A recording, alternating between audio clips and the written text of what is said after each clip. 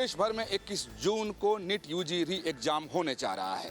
परीक्षा ठीक ढंग से हो, कहीं कोई गड़बड़ी न हो, इसके लिए केंद्र सरकार ने बड़े पैमाने पर तैयारी की है।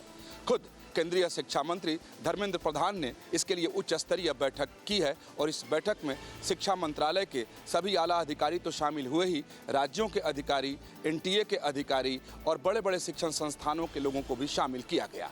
बैठक में धर्मेंद्र प्रधान ने साफ कहा कि किसी भी तरह की कोई गड़बड़ी इस बार बर्दाश्त नहीं की जाएगी। व्यवस्था इस तरीके से की जाए कि विद्यार्थियों के भविष्य के साथ कोई खिलवाड़ न हो सके। खास तौर पर एनटीए को निर्देश दिया शिक्षा मंत्री ने कि वो सारी व्यवस्था को चाक चौबंद रखें ताकि परीक्षा पूरी तरीके से त्रुटिहीन हो सके, पारदर्शी हो सके और सुरक्षित रहे। सहयोगी जयराम यादव के साथ विकास चंद्र, विजय state, Uttar Pradesh, Uttarakhand. NEET paper leak मामले के बाद टेलीग्राम को लेकर तमाम तरह के सवालिया निशान खड़े हुए थे, जिसको लेकर दिल्ली हाई कोर्ट के अंदर केंद्र सरकार ने अपना पक्ष रखते हुए साफ तौर पर कहा है कि टेलीग्राम एक नया तरह का डार्क वेब बनता जा रहा है, जहां पर तमाम तरह की गलत गतिविधियां होती हैं, तमाम लोग उसमें सम्मिलित होते हैं। इसीलिए टेलीग्राम को बैन करना चाहिए और यही वजह है कि होने वाली नीट का जो एग्ज़ाम है उसको लेकर टेलीग्राम को पहले ही बैन कर दिया गया है। ये तमाम दलीलें केंद्र सरकार की तरफ से दिल्ली हाई कोर्ट में रखी गई हैं। वीडियो जर्नलिस्ट यश शर्मा के साथ हिमांशु शर्मा, न्यूज़ स्टेट, उत्तर प्रदेश, उत्तराखंड। ममता बनर्जी सरकार को कोलकाता हाई कोर्ट से बड़ा झटका लगा है। पश्चिम बंगाल विधानसभा में लीडर ऑफ अपोजिशन के पद को लेकर चल रहा विवाद में कोर्ट ने फिलहाल स्पीकर के फैसले पर रोक लगाने से इनकार कर दिया है। फिलहाल Ritabrata Banerjee leader of opposition बने रहेगा और स्पीकर रथिंद्रनाथ बसु को फैसला लागू रहेंगी, क्योंकि कोर्ट ने स्पीकर के फैसला में दखल देने से इनकार कर दिया है।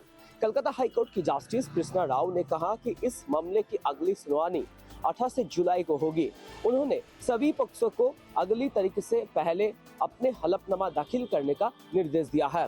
हाईकोर्ट के आदेश में कहा गया, इस कोर्ट यो इच्छाकृत के मामले में अंतरिम आदेश देने के लिए कोई प्राइमा फेसी केस या बैलेंस ऑफ कन्वीनियंस नहीं मिला, इसीलिए अंतरिम राहत देने से इनकार किया जाता है। दरअसल विधानसभा अध्यक्ष के उस फैसले को चुनौती दी गई थी जिसमें ऋतुव्रत बंदोपाध्याय को लीडर ऑफ अपोजिशन नियुक्त किया गया था।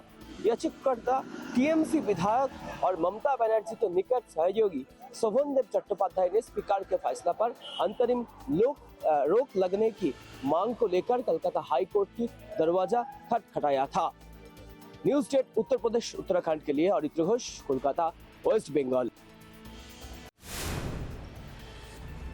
शिवसेना उद्धव दल के संसदीय दल की महत्वपूर्ण बैठक इस वक्त संसद भवन परिसर में चल रही है, जहां पर इस वक्त महज पार्टी के 9 में से 3 सांसद ही आए हैं, 6 सांसद अभी भी नदारद हैं। पार्टी जिस टूट के कगार पर खड़ी है वहां से बचने के लिए संसदीय दल की बैठक बुलाई गई थी, व्हिप जारी किया गया था, यानी जो सांसद इस बैठक में नहीं आएगा उस पर आगे की कार्रवाई करने के लिए पार्टी स्वतंत्र होगी। लेकिन जैसा कि डर था वैसा ही होता हुआ दिखाई दे रहा है। अगर इस वक्त हम इस पुरानी संसद के भीतर जो शिवसेना उद्धव गुट की बैठक चल रही है उसके मद्देनजर जानकारी दें तो आपको बताना चाहेंगे कि महज 3 सांसद जो कि कल प्रेस कॉन्फ्रेंस में दिखाई दे रहे थे वहीं यहां पर आए हैं, बाकी के सांसद नदारद हैं। इस वक्त बैठक में शामिल होने वाले सांसद अनिल देसाई ने इस बैठक को बुलाई थी, तो अनिल देसाई के साथ साथ अरविंद सावंत और राजा भाऊ यहाँ पर तो मौजूद हैं, लेकिन इसके अलावा तमाम सांसद जो हैं वो यहाँ से नदारद दिखाई दे रहे हैं। इन सांसदों ने उद्धव ठाकरे के कॉल पर भी शिरकत नहीं की थी और ऑनलाइन शामिल हुए थे, लेकिन जैसे जैसे पार्टी की टूट की खबरें आगे बढ़ी, एकनाथ शिंदे जो हैं वो एक्शन में आए और इस बात को लेकर अंदेशा लगाया जाने लगा कि ये सांसद टूट कर 2/3 मेजोरिटी के साथ एकनाथ शिंदे की पार्टी के साथ जा सकते हैं या फिर अलग दल बना सकते हैं। ऐसे में जो दरअसल रास्ता बचता था शिवसेना उद्धव गुट के लिए वो था संसदीय दल की बैठक को बुलाना, और इस बैठक को बुलाया तो गया, लेकिन इस बैठक में 6 के 6 सांसद अभी भी नदारद हैं, जिनमें हम संजय देशमुख की बात कर सकते हैं, संजय यादव की बात कर सकते हैं, साथ ही संजय दिना पाटिल जो हैं वो भी नहीं आए हैं। इसके अलावा नागेश पाटिल, भाऊ साहब और ओम राज निम्बालकर जो हैं वो गैर मौजूद हैं, जो इस बात का सीधा संकेत दे रहा है कि किस तरह से पार्टी जो है वो टूट के कगार पर खड़ी है और 2/3 मेजोरिटी के लिए 6 सांसदों को निकलना होगा। 6 के साथ 6 सांसद इस वक्त गायब बताए जा रहे हैं। पार्लियामेंट परिसर से मधुरेंद्र कुमार। आज हुई धामी कैबिनेट की बैठक में 12 प्रस्ताव पर मोहर लग गई और सबसे बड़ी बात यह है कि आज की कैबिनेट में राज्य को पूर्णतः साक्षर घोषित कर दिया गया है, यानी लिटरेसी का रेट 100% पहुंच गया है। तो ये एक बड़ा फैसला आज कैबिनेट के बीच आया जिसको मंजूर कर लिया गया। इसके अलावा उत्तराखंड संस्कृत शिक्षा संशोधन नियमावली में संशोधन किया गया और उपनल के जो कर्मचारी हैं जिनकी कट ऑफ डेट 2018 रखी गई थी उसको बढ़ाकर 2024 कर दिया गया है, यानी 2024 तक जो भर्ती हुए हैं उनको भी समान वेतन समान काम समान वेतन मिलेगा। इसके अलावा जो मिडिल ईस्ट में जो संकट आया था और कोलतार महंगा हो गया था, तो 10 करोड़ रुपए तक की सड़कों पर बढ़े हुए कोलतार की कीमत सरकार वहन करेगी, यानी कोई जो ठेकेदार सड़क बनाने का काम कर रहा होगा उसको यहाँ से वो जितना भी पैसा है जो ज़्यादा हुआ है महंगाई के कारण वो रियम्बर्स होगा। और इसके साथ ही आबकारी विभाग में एक संशोधन था वो भी कर दिया गया है और सैलाकुई में जो एक सगंध पौधा केंद्र है जिसका नाम भी बदल दिया गया पिछली कैबिनेट में, वहाँ पर मिलावट के लिए एक प्रयोगशाला स्थापित होगी। उसके लिए 5 पद यहाँ पर सृजित कर दिए गए हैं। अंतर्राष्ट्रीय हिमालय कार रैली के आयोजन को भी मंजूरी दे दी गई है और उत्तराखंड कारागार नियमावली और कारागार अधीनस्थ सेवा नियमावली दोनों में संशोधन का प्रस्ताव आया था, उनको मंजूरी दे दी गई है। राज्य आंदोलनकारियों एवं आश्रितों को भर्ती प्रक्रिया में दस्तावेज सत्यापन के लिए एक बार राहत दी जाएगी, यानी अभी अगर किसी का कोई इशू है तो उनको एक बार राहत दी जा सकती है। एक और अच्छी खबर है कि 4 धाम यात्रा में घोड़े खच्चरों के लिए अब बीमे की व्यवस्था होगी, उनका बीमा कराया जाएगा और 5% बीमा सहायता राशि सरकार उपलब्ध कराएगी। इसके अलावा एक और जो एक नीति थी कि ट्रांसफ़र तकनीक के माध्यम से दुग्ध उत्पादन बढ़ाने के लिए जो एक प्लांट लगाया जाना था, जो पायलट योजना को उसकी मंजूरी दे दी गई है। अपने सहयोगी कैमरामैन सोनी कुमार के साथ न्यूज़ स्टेट के लिए देहरादून से अजीत सिंह राठी। दिल्ली के पूर्व प्रधानमंत्री आई.के. गुजराल के बेटे और पूर्व राज्यसभा सांसद रहे नरेश गुजराल के साथ साइबर फ्रॉड की घटना सामने आई है। दरअसल साइबर ठगों ने ऑनलाइन मैसेजिंग ऐप का इस्तेमाल कर एक फर्जी अकाउंट बनाया, उस पर नरेश गुजराल का फोटो लगाया और उन्हीं के कंपनी के लोगों को मैसेज किया, पैसे डलवाए गए, अलग अलग अकाउंट से पैसा ट्रांसफ़र कराया गया। यही नहीं, ये मैसेज कंपनी के एक ऐसे एम्प्लॉय के पास पहुंचा जिसके पास कंपनी के वित्तीय लेन देन का एक्सेस था। आरटीजीएस के माध्यम से 7 करोड़ 80 लाख रुपए ट्रांसफर करा दिए गए। हालांकि इस पूरे मामले में एफआईआर दर्ज कर ली गई। समय रहते साइबर टीम द्वारा 4 करोड़ 28 लाख रुपए लगभग फ्रीज भी करा दिया गया, यानी कि अमाउंट को फ्रीज करा दिया गया। अब इस पूरे मामले पर इन्वेस्टिगेशन की जा रही है। साथ ही साइबर फ्रॉडों तक पहुंचने के लिए पुलिस की टीमें बनाई गई हैं। जल्द ही घटना का खुलासा करने की बात भी कही जा रही है। तो वहीं दूसरी तरफ साइबर अवेयरनेस की बात भी कही जा रही है, क्योंकि देश भर में इस तरह के मामले सामने आ रहे हैं। यहाँ तक कि आप देख सकते हैं, जब पूर्व प्रधानमंत्री के बेटे नरेश गुजराल को ही साइबर फ्रॉडों ने नहीं बख्शा, तो ऐसे में आप भी साइबर फ्रॉडों के निशाने पर हो सकते हैं। तो आप भी अलर्ट रहें ताकि आपका अकाउंट सेफ रहे और आपका पैसा आपके पास सुरक्षित रहे। वीडियो जर्नलिस्ट यश शर्मा के साथ हिमांशु शर्मा, न्यूज़ स्टेट, उत्तर प्रदेश, उत्तराखंड। राम मंदिर दान घोटाले के मामले में एसआईटी की जांच अब तेज हो गई है। ट्रस्ट के पदाधिकारी, सदस्य और जो सेवादार हैं उनसे पूछताछ की जा रही है। इस क्रम में महासचिव चंपत राय, व्यवस्थापक गोपाल राव और ट्रस्टी डॉक्टर मिश्रा से लंबी पूछताछ हुई है। हालांकि अनिल मिश्रा बाहर थे, लेकिन जब उनको एसआईटी की नोटिस गई तो वो अयोध्या पहुंचे और उनसे भी पूछताछ हुई। कुल मिला के एसआईटी की जांच अब दायरा उसका बढ़ गया है। माना जा रहा है कि जिस तरह से जांच चल रही है, जल्द ही एसआईटी जो है सीएम योगी को अपनी रिपोर्ट सौंप सकती है। तो जांच के दायरे में चाहे वो पदाधिकारी हो, चाहे सदस्य हो या सेवादार हो, सबसे पूछताछ हुई है। उसमें चंपत राय, अनिल मिश्रा, ट्रस्ट के कार्यालय प्रभारी प्रकाश गुप्ता, व्यवस्थापक गोपाल राव, सेवादार लव कुश, अंकुल मिश्रा और चंपत राय के विशेष सहयोगी राम शंकर मिश्रा उप टेन्नू मिश्रा भी लंबी पूछताछ हुई है। तो एसआईटी का दायरा धीरे धीरे बढ़ता जा रहा है। दस्तावेज के साथ साथ सभी के वीडियो रिकॉर्ड भी दर्ज किए जा रहे हैं। माना जा रहा है कि जिस तरह एसआईटी जांच चल रही है, लंबी पूछताछ चल रही है और आज चौथा दिन था, कल 5वें दिन उम्मीद है कि एसआईटी राम मंदिर परिसर में ही सीएम योगी को अपनी रिपोर्ट सौंप सकती है, क्योंकि कल सीएम योगी अयोध्या के दौरे पर हैं। केबी शुक्ला, न्यूज़ स्टेट, अयोध्या। अयोध्या के राम मंदिर में चढ़ावे की अनियमितता के बाद अब काशी विश्वनाथ मंदिर प्रबंधन भी बेहद सतर्क हो गया है। वाराणसी के मंडलायुक्त का कहना है कि अब काशी विश्वनाथ मंदिर में जो चढ़ावा आता है उसका पूरी तरीके से डिजिटलीकरण होगा और साथ ही सप्ताह में 2 बार यानी कि मंगलवार और शुक्रवार को जो चढ़ावा उतरता है उसकी पूरी तरीके से वहाँ पर गिनती होती है और गिनती सीसीटीवी कैमरों के सामने होती है। मंदिर प्रबंधन के लोग रहते हैं, बाकी लोग भी वहाँ रहते हैं ताकि पूरी तरीके से पारदर्शिता इसमें लाई जा सके।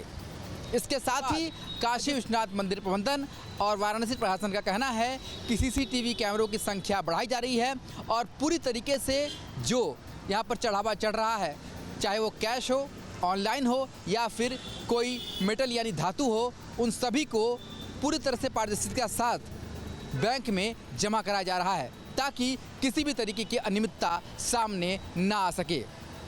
तो फिलहाल काशी विश्वनाथ मंदिर प्रबंधन अलर्ट पर है और चढ़ावे का डिजिटलीकरण करने की भी बात तेज़ी से हो रही है ताकि हर एक चीज़ का हिसाब रखा जा सके और कोई भी यहाँ पर अनियमितता सामने ना आए। वीडियो जर्नलिस्ट शिवम मिश्रा के साथ Sushant Mukherjee, news state, Varanasi. Delhi police ने एक ऐसे गिरोह का भांडाफोड़ किया है जो छोटे बच्चों की खरीद फरोख्त किया करते थे। तस्वीरें मैं आपको दिखाता हूं। दरअसल 12 लोगों को अब तक दिल्ली पुलिस ने गिरफ्तार किया है, जिसमें महिलाएं भी हैं, डॉक्टर भी हैं, जो हॉस्पिटल संचालक हैं वो भी हैं। तो ये तमाम लोग हैं जिनको दिल्ली पुलिस ने गिरफ्तार किया है और 5 नवजात बच्चों को भी पुलिस ने इनके पास से बरामद किया है। दरअसल ऑन डिमांड बच्चों को बेचा जाता था, खासतौर पर जो बेबी बॉय रहता था उसकी अगर हम कीमत की बात करें तो 6 से 8 लाख रुपए में उस बच्चे को बेचा जाता था, जो जानकारी अब तक दी गई है दिल्ली पुलिस की तरफ से। तो वहीं अगर बेबी गर्ल की हम बात करें उसको 4 से 6 लाख रुपए में बेचा जाता था। लेकिन अगर डिमांड की बात करें तो डिमांड रहती थी बेबी बॉय की, और ऐसे में ये जो नेक्सस है वो दिल्ली में ही नहीं पूरे देश भर में फैला हुआ है। जिस तरह से जानकारी दिल्ली पुलिस के द्वारा दी गई है, 2 और बच्चे जो उनके बारे में जानकारी दिल्ली पुलिस को पता चली है उनको भी जल्द ही दिल्ली पुलिस रिकवर करेगी और इस गैंग से जुड़े हुए और भी जो लोग हैं उनकी भी गिरफ्तारी जल्द की जाएगी, ऐसा कहना है डीसीपी के द्वारा। तो कुल मिलाकर देखा जाए एक बड़े नेटवर्क का ह्यूमन ट्रैफिकिंग, खासतौर पर जो चाइल्ड ट्रैफिकिंग हम कहें, उसका खुलासा दिल्ली पुलिस द्वारा आज किया गया है। वीडियो जर्नलिस्ट यश शर्मा के साथ हिमांशु शर्मा, दिल्ली। राजस्थान की एटीएस की टीम ने नाचना से एक जासूस को गिरफ्तार किया है। वो जासूस जो कि पाकिस्तान के लिए काम करता था, पाकिस्तान में जो राजस्थान की सैन्य जो जानकारियां थी उनको पाकिस्तान भिजवाया करता था। जो मुश्ताक अली है वो नाचना में चाय की दुकान चलाता था और इसके मोबाइल जब एटीएस की ओर से खंगाले गए तो पाकिस्तान के 2 हैंडलर, बात की जाए तो नजीर और खालिद, इन दोनों के नंबर उसके अंदर मिले थे। जो नजीर अहमद है वो मुश्ताक अली के भुआ का बेटा है, वहीं से उसके जो संपर्क थे उनके जरिए आईएसआई से वो मिला था और उसके बाद में उसने राजस्थान में मुश्ताक को अपने साथ में जोड़ा। यहाँ पर जो नाचना क्षेत्र है वहाँ पर चाय की दुकान भी इसलिए खुलवाई गई कि वहाँ से सेना की जानकारियों को पाकिस्तान भिजवाया जा सके, जो सैन्य गतिविधियाँ वहाँ पर होती है उनको पाकिस्तान भेजा जा सके। और इसके जरिए जो गूगल केम था उसके जरिए ये फ़ोटोज़ को वहाँ पाकिस्तान भिजवाता था, जिससे कि लेटीट्यूड, लॉन्गिट्यूड, वो तमाम चीज़ें वहाँ पर जा सके और कभी किसी तरह का पाकिस्तान को हमला करना हो तो सटीक उनको लोकेशन वहाँ से मिल पाए, इस तरह की चीज़ें किया करता था। जांच में ये भी निकल कर सामने आया कि ऑपरेशन सिंदूर के समय भी यहाँ की सामरिक जानकारियों को मुश्ताक अली ने पाकिस्तान हैंडलर्स को भिजवाया था और उसके बाद से लगातार वो फोटोज़ और वीडियोज़ राजस्थान से सेना की जानकारियों के साथ में भेजा करता था। पुलिस की एटीएस की जो पूछताछ हुई उसमें ये भी निकल कर सामने आया कि आने वाले समय में इसी चाय की दुकान पर वो लाइव वीडियो कैम भी लगाने की तैयारी कर रहा था, जिससे कि तमाम गतिविधियां उस रोड से सेना की जो भी वहां से निकलने वाली चीज़ें होती है वो तमाम चीज़ें सीधे पाकिस्तान में बैठे आईएसआई के लोग देख सके, मॉनिटरिंग कर सके, इस तरह का काम भी वहाँ से होने वाला था। उससे पहले ही एटीएस की टीम ने इसको मुश्ताक अली को यहाँ से गिरफ्तार कर लिया और इससे फिलहाल पूछताछ जारी है, जिसमें आने वाले समय में और भी खुलासे हो सकते हैं। वीडियो जर्नलिस्ट राजू चौधरी के साथ मैं शरद पुरोहित, जयपुर। तकरीबन 1.5 से 2 घंटे के बाद श्री राम तुकाराम सलवाड़ ये युवक जो है लातूर का औसा जिले का युवक इस पेड़ के ऊपर चढ़ा था और वो तकरीबन 2 घंटे के बाद नीचे उतरा है। उसकी मांग थी कि जो किसानों को कर्ज माफ़ी की गई है वो पूरी तरह से माफ़ की जाए और इस मांग को लेकर वो इस पेड़ के ऊपर चढ़ा था।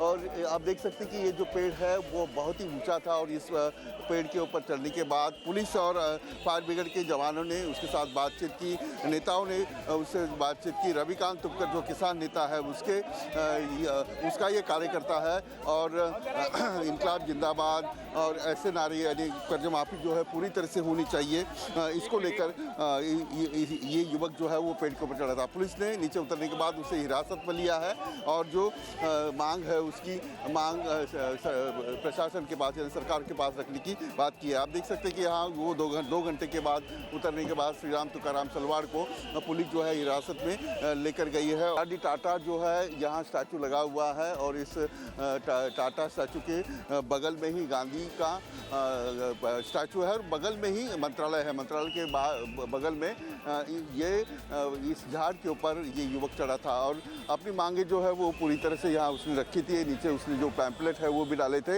इस पैम्पलेट में आप देख सकते हो कि पूरी तरह से कर्ज माफ़ी होनी चाहिए, ऐसी मांग उसने रखी थी। 1.5 से 2 घंटे तक ये मशक्क़त चलती रही और ये 1.5 से 2 घंटे के बाद पुलिस और फायर ब्रिगेड के जवानों ने इससे बात करने के बाद रविकांत तुपकर जो किसान नेता है उससे भी बातचीत हुई और पुलिस ने आश्वासित किया कि आपकी सारी मांगे जो है वो सरकार के पास दी जाएगी। उत्तराखंड एसटीएफ को उधम सिंह नगर जनपद में बड़ी सफलता हाथ मिली है।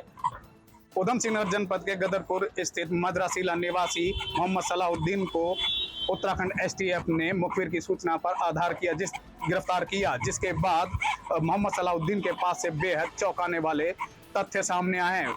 एसटीएफ ने उसके पास से 2 जिंदा कारतूस AK-47 के और इसके अलावा बंदूकें तथा अन्य सामान भी बरामद किया है। इसके साथ साथ जो मोहम्मद सलाउद्दीन है वो कहीं ना कहीं देश विरोधी गतिविधियों में व्हाट्सएप ग्रुपों के माध्यम से चैटिंग का भी मामला सामने आया। के साथ साथ उत्तर प्रदेश के रामपुर जनपद निवासी एक युवक भी कहीं ना कहीं इस तरह जो जिहादी मानसिकता और जो है कहीं ना कहीं देश विरोधी जो मानसिकता है उसमें शामिल होने का भी नाम सामने आया है। फिलहाल जो मोहम्मद सलाउद्दीन है उसको उत्तराखंड एसटीएफ ने गिरफ्तार कर लिया और उसके खिलाफ मुकदमा पंजीकृत कर लिया। इसके साथ साथ जो है उत्तर प्रदेश के जो निवासी युवक का नाम प्रकाश में आया है उस पर भी लगातार निगरानी बनाए हुए है। इसके साथ साथ उत्तराखंड एसटीएफ के एसएसपी द्वारा जो आईबी और खुफिया विभाग है उनको भी इसकी पूरी जानकारी दे दी है। न्यूज स्टेट उधम सिंह नगर से Mumtaz Ahmad. Eastern peripheral highway पर जहां ओवरलोड वाहन पत्थर से भरे आरटीओ के डर की वजह से ओवरलोड ट्रक ना पकड़ा जाए, जिसके बाद जैक उठाकर हाईवे पर ही 1 किलोमीटर से ज्यादा भारी भरकम पत्थरों को फेंकते हुए चले गए। आप यहां देखेंगे, यहां मौके पर कमिश्नरेट दादरी पुलिस पहुंची और एनएचआई यानी कि टोल कर्मचारी मौके पर पहुंचे।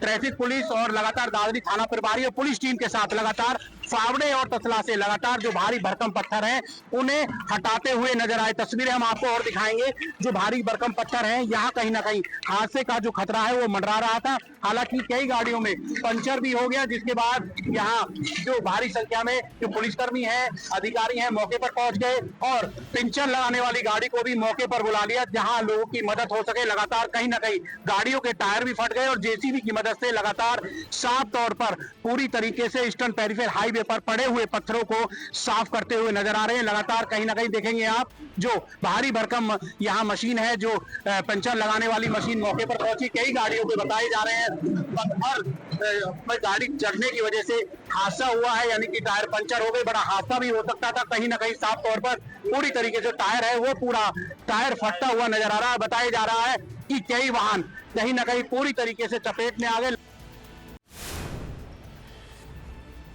नोएडा और ग्रेटर नोएडा में आग लगने के पीछे सबसे बड़ी प्रमुख वजह की बात की जाए तो एसी के कंप्रेसर में ब्लास्ट या शॉर्ट सर्किट एक बड़ी वजह माना जा रहा है। साल 2024 की बात की जाए तो साल 2024 में जिले के अंदर 150 से ज़्यादा ऐसी आग लगी जो केवल एसी की वजह से लगी थी। एसी का कंप्रेसर फटना या शॉर्ट सर्किट होने की वजह से साल 2024 में जहां 150 से ज़्यादा आग लगी, वहीं 2025 की बात की जाए तो 61 आग एसी की वजह से 2025 में लगी और 2026 में अगर अभी तक के आंकड़ों पर नजर डाली जाए तो 91 आग एसी की वजह से लग चुकी हैं, जिसके चलते दमकल विभाग द्वारा कई जगह सेमिनार भी किए गए और एसी के रखरखाव को, उसके टेम्परेचर को लेकर जागरूकता अभियान चलाया जा रहा है। फिलहाल अब डिजिटल तरीके से दमकल विभाग के द्वारा एक वीडियो जारी किया गया है। उस वीडियो में सीधे तौर पर बताया गया कि एसी अगर आप चला रहे हैं तो किन किन बातों का ध्यान रखें। इसको जागरूकता फैलाने के लिए सर्कुलेट इस वीडियो को किया गया और वीडियो में सीधे तौर पर तमाम सावधानियां बताई गई हैं, क्योंकि कई बार कम टेम्परेचर पर लोग एसी चलाते हैं, उसके चलते वो कंटिन्यू चलता रहता है, जिसके बाद आग लगना, शॉर्ट सर्किट होने की जो चीज़ें हैं वो लगातार सामने आती हैं। एसी की सर्विस समय पर करानी चाहिए। इन तमाम बातों का जिक्र दमकल विभाग द्वारा जारी किए गए वीडियो में किया गया है। वीडियो जर्नलिस्ट संजय शर्मा के साथ अमित चौधरी, न्यूज स्टेट नोएडा।